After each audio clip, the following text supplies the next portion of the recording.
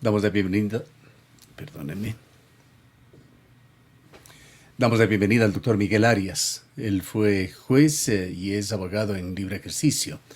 Doctor Arias, Ecuador con muchos elementos de distracción, justificados por supuesto con el grave incidente con México. Tiene de por medio también una serie de casos que están siendo investigados que van quedando en un segundo plano, entre ellos el caso de independencia judicial, en donde la Fiscalía General del Estado investiga a la función judicial, centrado sobre todo en las actuaciones del Consejo de la Judicatura. En este día miércoles hay importantes declaraciones de Javier Muñoz y otros implicados en este caso, que llega incluso al expresidente del Consejo de la Judicatura, Vilman Terán, quien es otro de los acusados que tendrá que eventualmente declarar. Quisiéramos conocer su punto de vista sobre la importancia de este caso, lo que se está investigando, si es que esto va a constituir uno de los inicios para esa indispensable, impostergable reestructuración de la función judicial en Ecuador. Buenos días, querido Gustavo. Un saludo cordial a todos los seguidores de Antena 1. Bueno, realmente es preocupante desde todo punto de vista como ciudadano y como profesional ver cómo el sistema de justicia poco a poco se ha ido menguando en su credibilidad.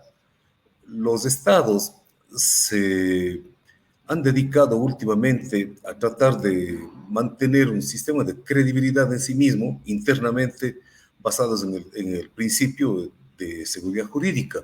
Esa seguridad jurídica que es la que convoca, ¿no es cierto?, la que permite la inversión extranjera, la que posiciona a los países en la medida en que hay confianza para las inversiones y confianza para que el ejercicio del derecho sea algo realmente natural.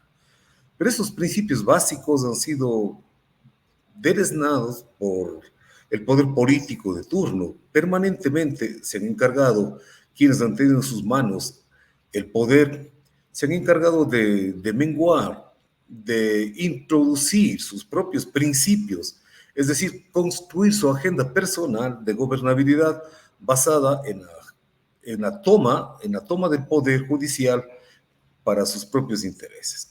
La independencia judicial es una preocupación internacional.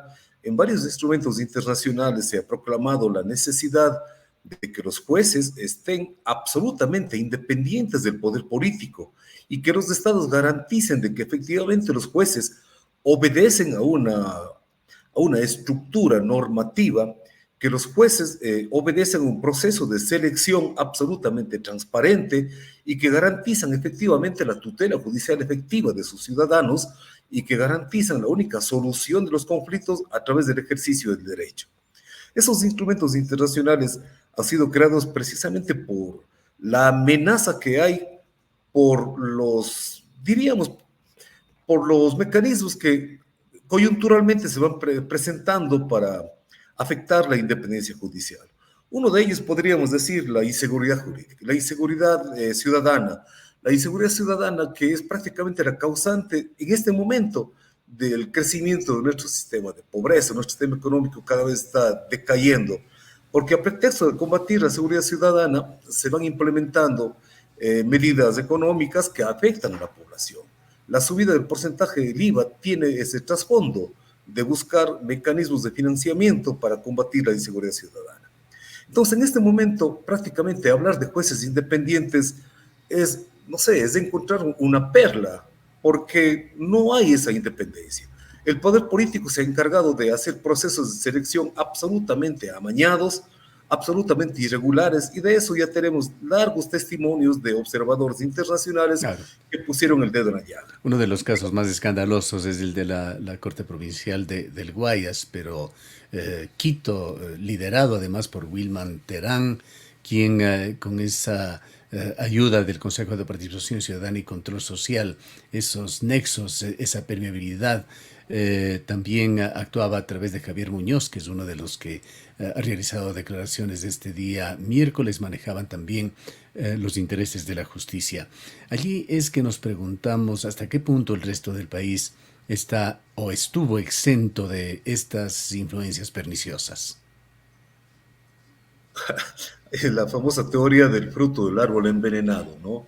Si tenemos el árbol que está envenenado, el eje rector de la administración de justicia es contaminado por la corrupción, pues evidentemente jueces y fiscales también, con contadísimas excepciones, diría yo, el sistema judicial está permeado por este sistema corrupto que lo vamos viendo poco a poco, como se va develando precisamente por las declaraciones de quienes están involucrados en los diferentes operativos que ha llevado adelante la Fiscalía. La pregunta es elemental. Si es que yo para ingresar al sistema de justicia como juez o como fiscal tengo que recurrir a un favor político o económico, entonces ¿cómo podré, ¿no es cierto?, justificar mis actuaciones corruptas si he pagado para obtener ese cargo? Hemos señalado en diferentes ocasiones cómo efectivamente jueces y fiscales hacían gala de esta especie de inmunidad. ¿Por qué? Precisamente porque tenían la venia de quien estaba arriba dirigiendo la administración de justicia.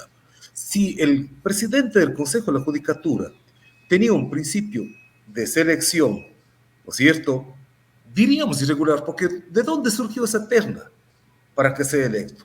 ¿Cómo consiguió esa mayoría? Que no me digan que se ha buscado los mejores perfiles para elegirlo, perdónenme.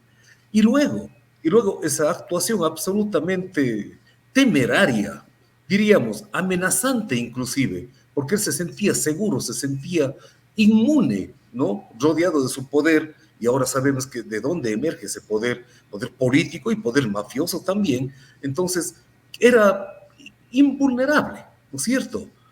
Y claro, él se encargaba de vender, diríamos, sentencias emblemáticas, de acceder a la justicia de acuerdo a la oportunidad y al pago que se le hacía. En la provincia del Guayas existían tarifas, aquellas tarifas, según Mayra Salazar, que iban desde la suspensión de una audiencia hasta la toma de decisiones o sentencias ya por parte de los jueces con distintos valores. ¿En el resto del país se paga o se pagaba algún tipo, por llamarlo así, de peaje, quizá algo más sutil, o jueces que sin duda existen, jueces honestos que han hecho lo posible y a veces lo imposible por mantener una independencia? ¿Cómo se han podido mover dentro de este sistema tan complejo, amarrado y corrupto? Voy a poner en el escenario solo dos ejemplos que podrían servir para el análisis. El primero, cuando el poder social cristiano tenía la administración de justicia en sus manos, para burlar el principio del plazo razonable y para evitar supuestamente la liberación de personas por la caducidad de la prisión preventiva, se inventaron la detención en firme, que fue una burla de la Constitución. Y los jueces lo permitieron. Entonces, la corrupción no es solamente el hecho de recibir dinero o devolver favores, sino creo que la corrupción también está en la medida en que los jueces no defienden la independencia judicial.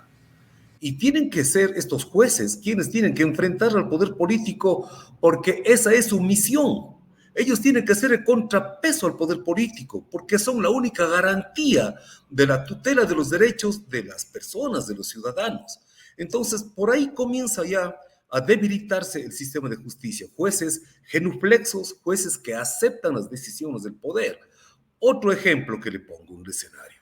Cuando Rafael Correa, a través de quien fue secretario de la administración, Alexis Mera, emitió un oficio dirigido a todos los jueces del país, amenazándolos con la destitución si es que prácticamente se atrevían a aceptar acciones de protección en contra del Estado.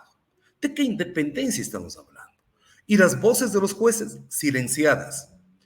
Otro ejemplo lo podríamos colocar. Cuando supuestamente se quería combatir la inseguridad ciudadana con la construcción de cárceles, había que llenar las cárceles. Y el modelo eficientista se basaba en el aumento de las personas privadas de la libertad. Y no nos olvidemos que con mucha arrogancia en las sabatinas, quien era presidente de la República exhibía las cifras, las estadísticas, diciendo que ahora sí tiene jueces y que ahora sí la justicia funciona. Pero ¿cómo se obtenían esas estadísticas? A presión. Había funcionarios del Consejo de la Judicatura en las audiencias de flagrancia de los jueces, controlando a aquel juez que no dictaba la prisión preventiva. Entonces, ¿de qué independencia hablamos? Y luego, cuando todavía se pretendía a través del denominado 30S que los jueces emitan las sentencias a petición de quien era el dueño del poder político, otra afección grave a la independencia judicial, y los jueces mutis por el foro. Vaya usted a saber cómo están administrando justicia todavía aquellos que no tuvieron la dignidad de enfrentar al poder político y bajaron la cabeza, agacharon la cabeza. Jueces genuflexos que no fueron capaces de defender la independencia judicial. Con Entonces, cambios de personajes, doctora Arias, pero no de estructuras, está ya llevándose adelante un concurso para nombrar a 10 jueces de la Corte Nacional de Justicia. Le pregunto, ¿considera usted que hay condiciones para que se corrijan los errores del pasado, para que este proceso sea más limpio, más transparente y arroje mejores resultados? lamentablemente yo no tengo esperanza en esta nueva reestructuración de la función judicial. ¿Por qué razón? Porque hay muchos juristas con muy buena formación académica, con una visión honesta, con una trayectoria limpia, que no están concursando y no quieren concursar precisamente porque no quieren conformar, no quieren formar parte de un sistema de justicia tan endeble y tan cuestionado. Desde ahí partimos ya en un debilitamiento de este proceso de selección.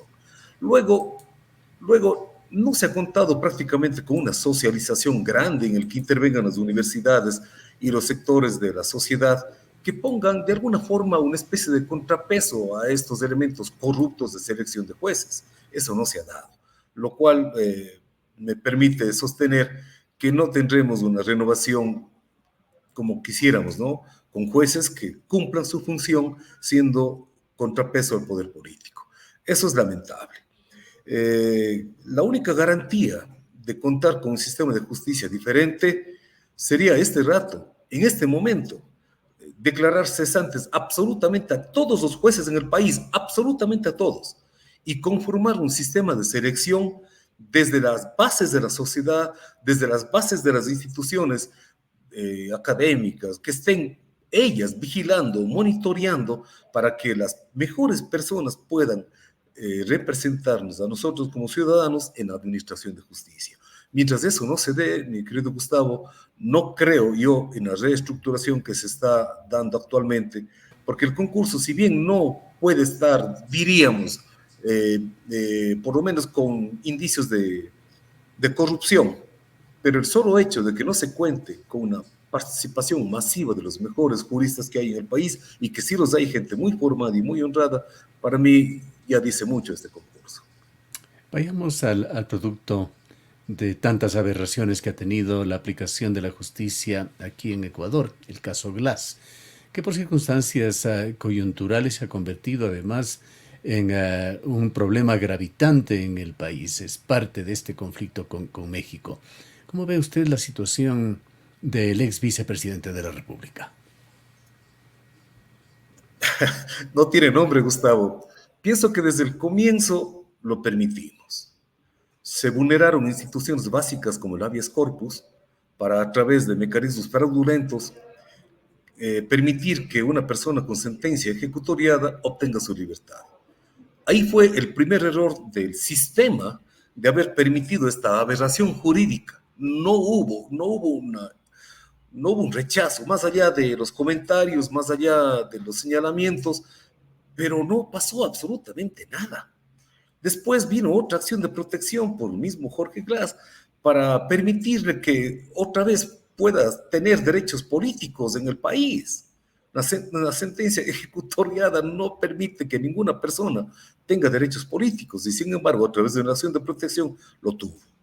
Ahora, vivimos de maquiavelismo, ¿no? Si usted pregunta a la población si está de acuerdo con lo que ha hecho el actual presidente de la República de impedir la impunidad y la fuga de Jorge Glass, yo creo que todo el mundo lo aplaude, ¿no? Pero está bien que se rompan instituciones tan sagradas como el asilo para justificar que un delincuente no huya del país.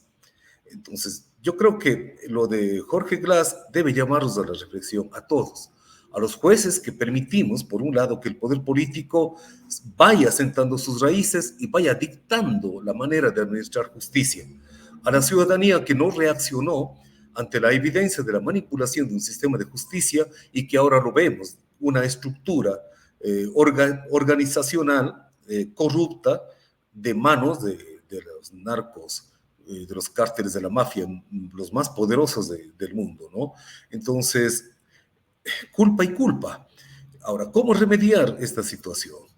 Creo que es importante que tengamos nosotros la figura de la Administración de Justicia bajo un sistema de control permanente.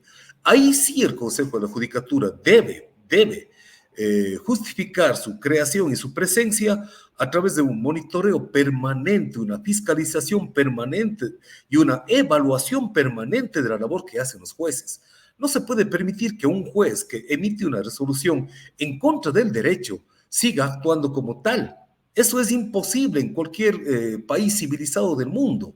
Eso no puede darse, no se puede permitir.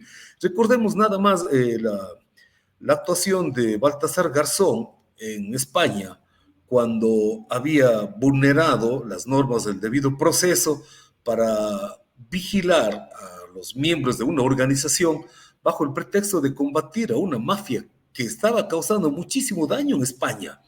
Pero vulnerando el debido proceso se permitió grabar las conversaciones sin autorización judicial. Eso fue suficiente para sacar a quien fue una figura emblemática en la Administración de Justicia, Baltasar Garzón. Entonces, creo que el debido proceso debe estar permanente y debe ir de la mano de la independencia judicial. El juez tiene que estar revestido precisamente de ese poder para controlar al poder. ¿Cuál es el poder? El poder que le da la ciudadanía, el poder que le da la Constitución, el poder que tiene en sus manos para que el derecho sea el resultado de lo que a cada una de las personas le corresponde y lo que merece, y no el peso de la dádiva, como decía el Quijote de la Mancha. Nos recordamos que si tienes que torcer la vara de la justicia alguna vez, que sea por el peso de la misericordia y no por el peso de la dádiva.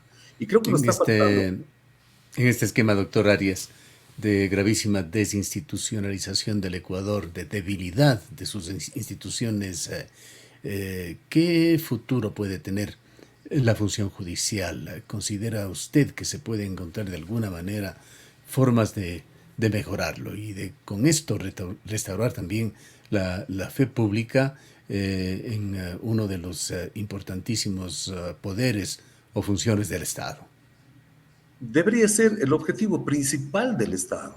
En este momento, debería cuestionar permanentemente, más allá de una consulta absurda que no sirve para nada, ¿quién gobierna? Debería estar propiciando que el sector de justicia se reinstitucionalice, debería entrar en crisis, debería estar en un sistema de alerta, porque necesitamos un sistema de justicia que dé seguridad, que nos otorgue otra vez la sensación de que estamos siendo juzgados por personas imparciales e independientes.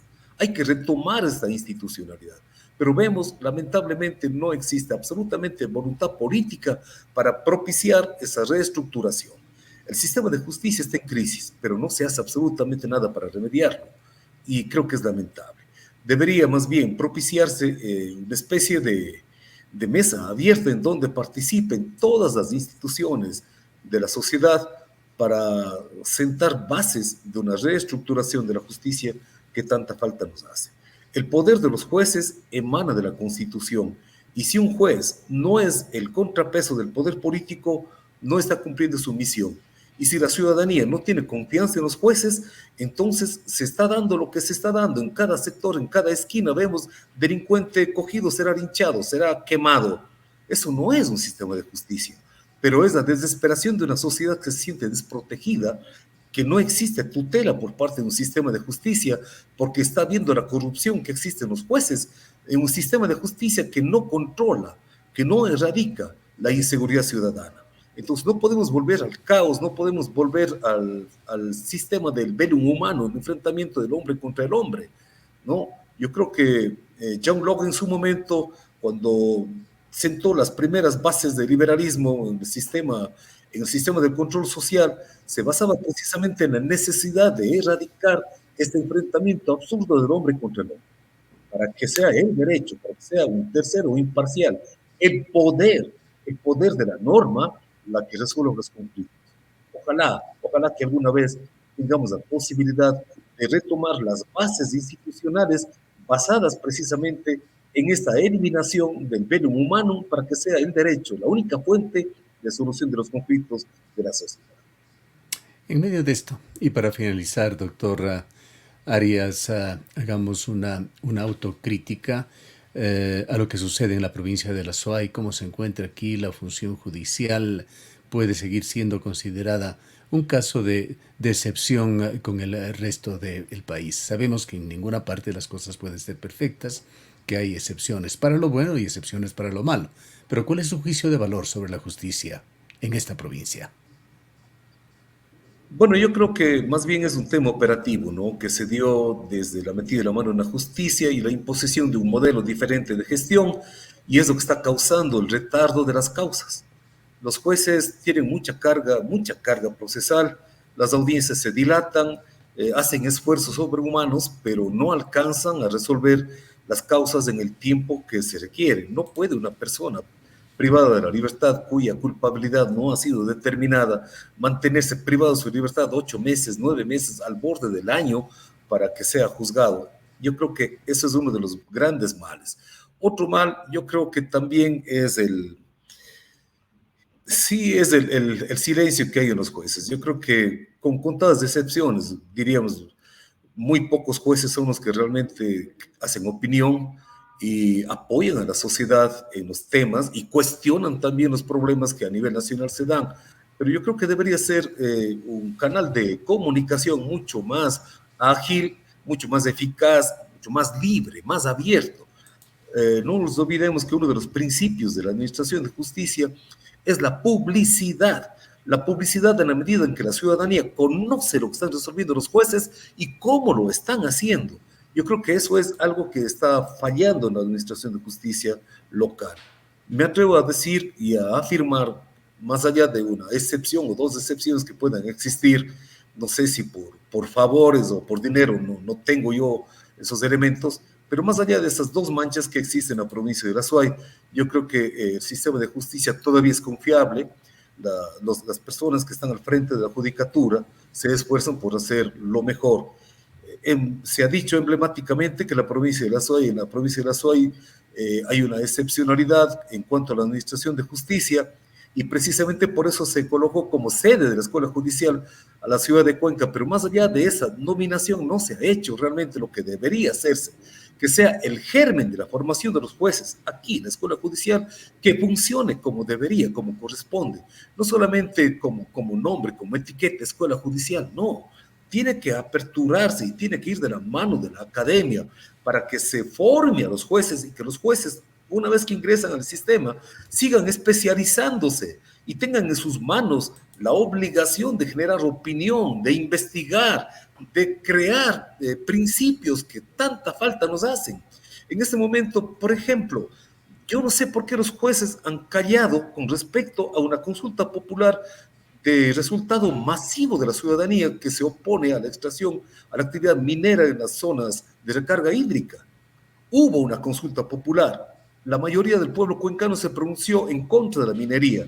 Hay una sentencia judicial que está debidamente ejecutoriada en infirme, y sin embargo se sigue prácticamente amenazando, diría, ¿no?, por estas empresas mineras con una actividad que más allá de ilegal ya es inmoral.